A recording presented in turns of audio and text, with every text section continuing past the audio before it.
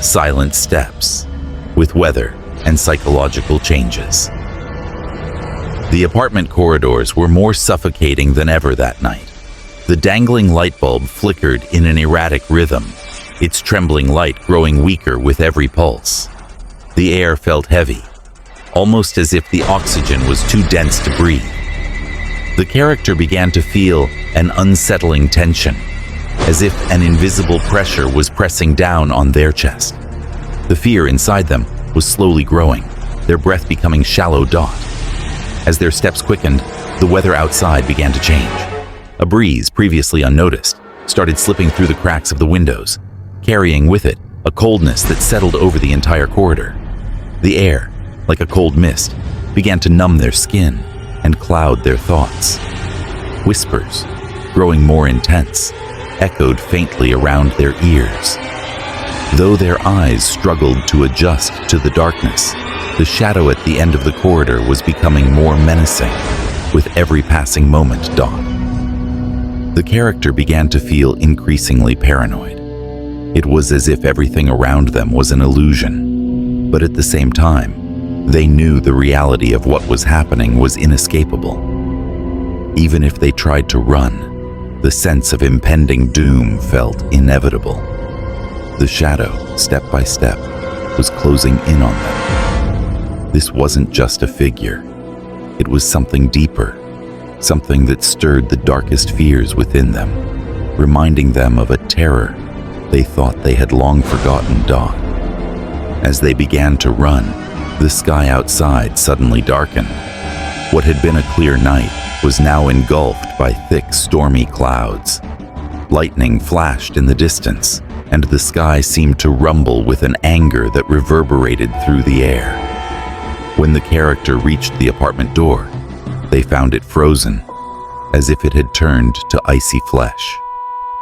Pulling their hands back, they felt a chilling cold that seemed to sink into their skin. The entire world around them was collapsing into a vortex of terror. Dot, racing toward the fire escape. Their heart pounded wildly in their chest. But this wasn't just physical fear anymore. Their mind was beginning to unravel. Thoughts became disjointed, reality and hallucination blurring together. The whispers weren't just from the outside. They were coming from within. Voices in their head echoed, "You can't escape." The moment they made it outside, a freezing wind hit their face. It wasn't just a natural wind. It felt as though it was blowing from a void, from another world entirely. Dot. As they reached the edges of the forest, the trees themselves began to move in strange ways.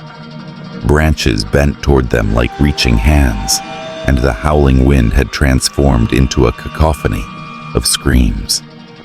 The air had grown even colder, making it nearly impossible to breathe. But the most terrifying change was the shift inside their own mind. Their thoughts no longer felt like their own. Even their name, spoken in the whispers, felt foreign. Their fear had grown into uncontrollable panic, their steps uncertain, their breath erratic. Dot. The more they ran, the darker the sky grew. Lightning flashed continuously, each strike illuminating the grotesque figures lurking between the trees. Faces, warped and rotting, emerged from the darkness, while shadowy entities moved closer, reaching out with cold, decaying hands. They weren't just physical threats. These creatures seemed to reach deep into the character's mind, unraveling their sense of reality. Step by step, the entities were digging into their psyche, eroding their grip on sanity. Dot. By the time they reached the deepest part of the forest, the sky had completely blackened. Rain had begun to fall, but the drops weren't water. They felt like acid. Each droplet burned their skin, driving the character closer to madness. Now, they only wanted to escape, but there was nowhere to go. Dot. Finally, when the massive entity appeared, the character's mind was nearly shattered. The storm had reached its peak, the winds so fierce they threatened to tear the character from the ground. The creature's scream blended with the wind, shaking the entire world dark. In that moment, the character felt utterly helpless, both physically and mentally. The darkness from both worlds was converging, ready to consume them whole.